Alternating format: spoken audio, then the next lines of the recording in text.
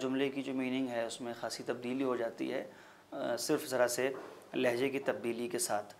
ये ज़हन में रहे कि ये जो रखने से मुतल्लिक़ चीज़ें हैं कि उसके पास है, मेरे पास है, ये जो इस किस्म के जुमले हैं इसमें सिर्फ एक हर्फ के ज़रिए से वो टेंस बदल जाता है और वो फर्स्ट से थर्ड, थर्ड से मतलब इस तरीके से पर्सन टू पर्सन वो बदल जाता है जुमला।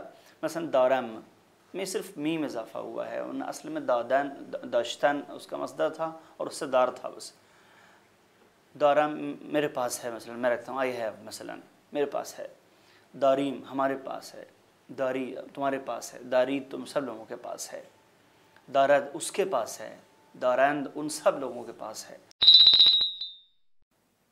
داشتن دارم دار علاوه ام دارم داری دار علاوه ی داری دارد داریم دار علاوه این داریم دارید دار علاوه رید دارید دارند دار علاوه اند دارند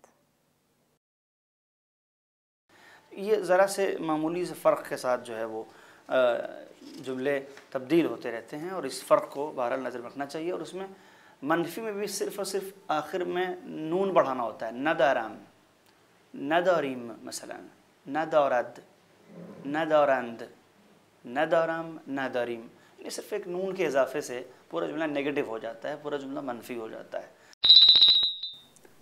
न दाराम न दारी ندارد نداریم ندارید ندارند ندارم نداری ندارد نداریم ندارید ندارند।